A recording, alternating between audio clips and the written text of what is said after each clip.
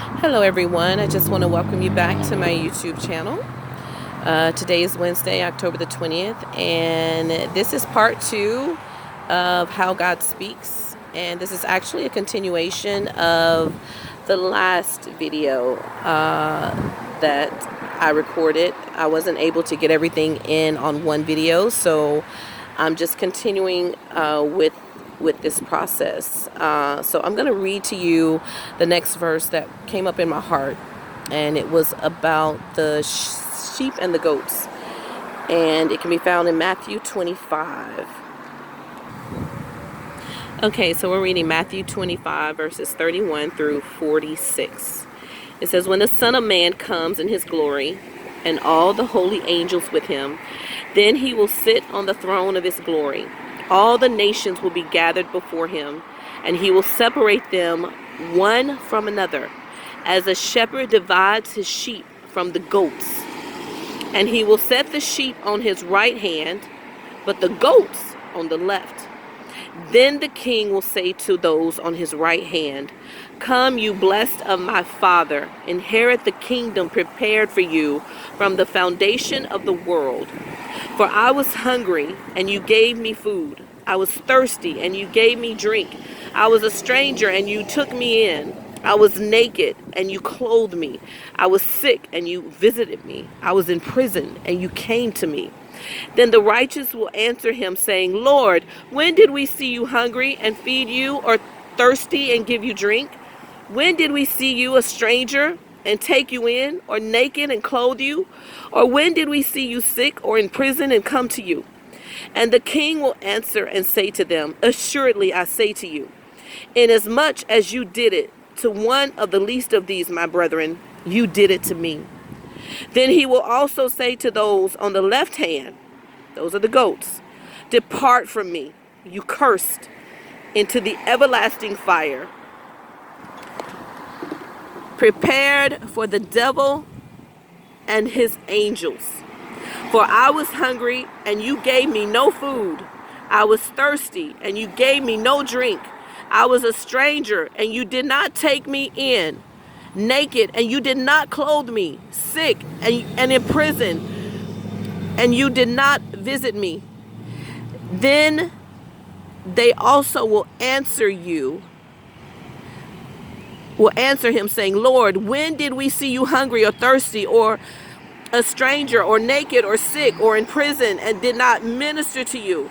Then he will answer them, saying, 'Assuredly I say to you, inasmuch as you did not do it to one of the least of these, you did not do it to me.' And these, the goats on the left, will go away into everlasting punishment, but the righteous into eternal life." Okay, so there was a lot spoken in that chapter.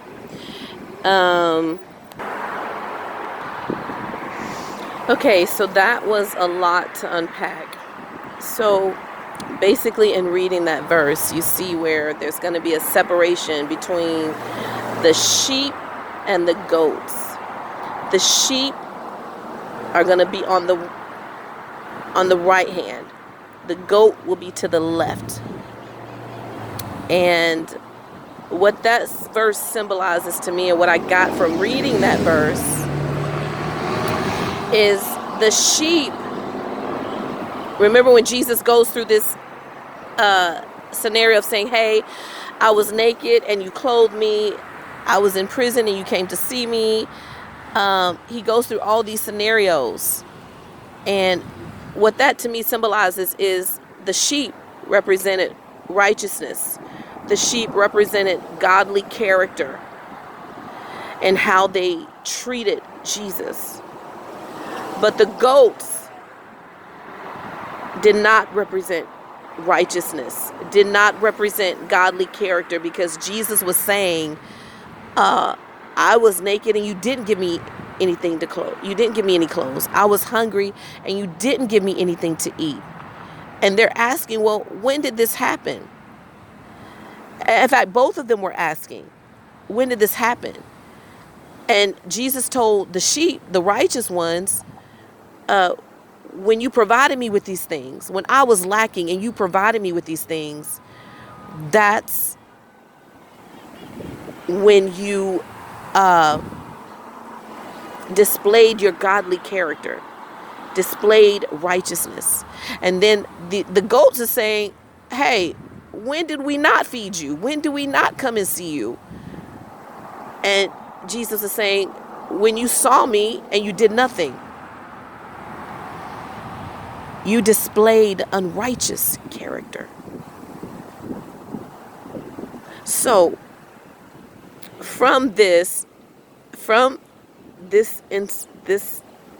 incident with these teenagers the other day, both of these verses came up in my spirit. And I feel like there are two messages that God is speaking from both of these verses.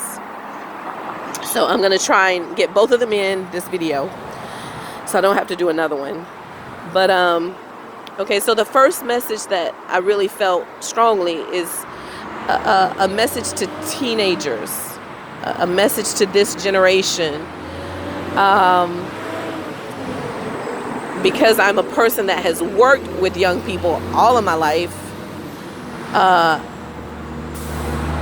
and was very passionate about what I did, I definitely have some strong opinions about this generation and parenting and a lot of things that I personally haven't experienced, but because I worked with so many kids, I've got a lot of experience and a lot of knowledge.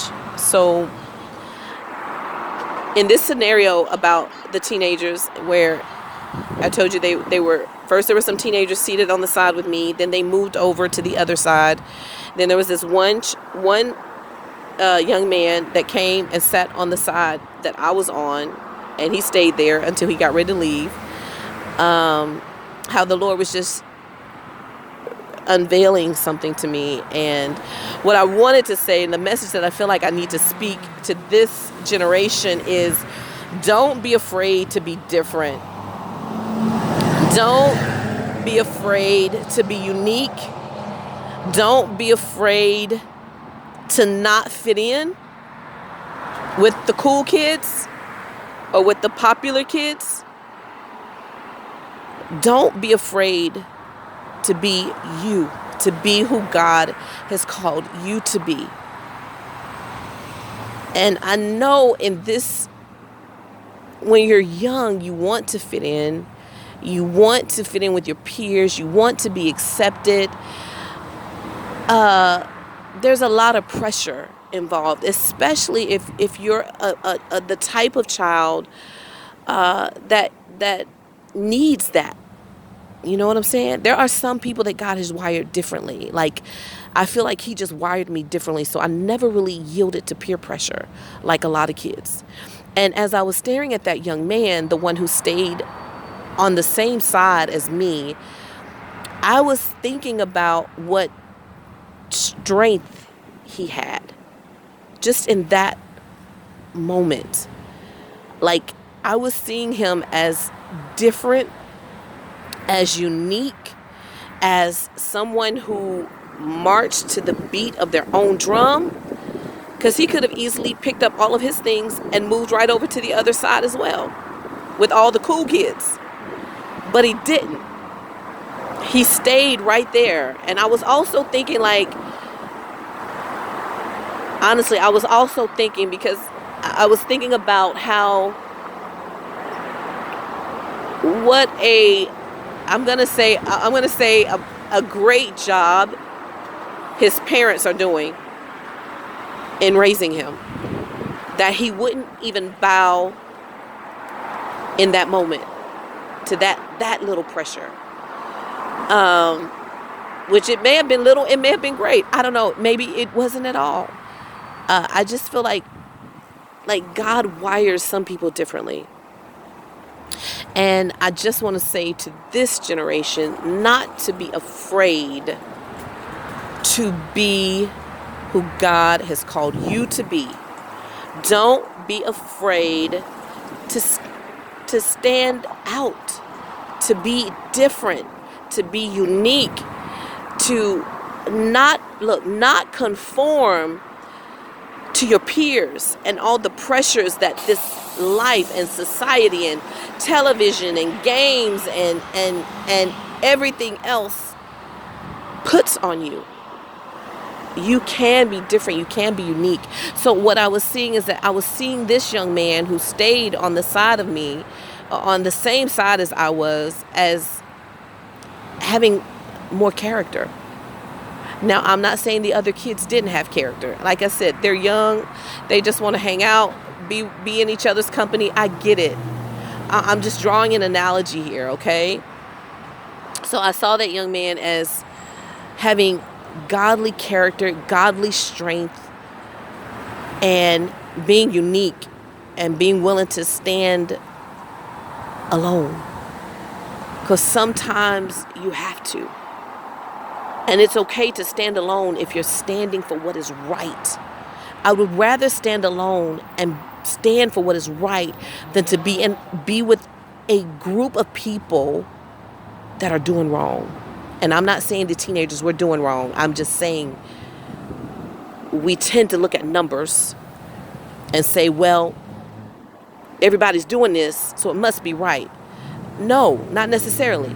Everybody can be doing something and it's absolutely wrong. And it takes people like that young man to stand their ground and show and display godly character and strength. Okay, so that's the message to the teenagers. Be strong in the Lord and in the power of his might. Don't yield to all the pressures and the temptations that life and society puts at you. Don't yield to the pressures of fitting in with your peers if your peers are doing what is wrong. Stand for what is right. Stand for what is righteous. And make a difference in this world. Thanks for listening. There will be a part 3.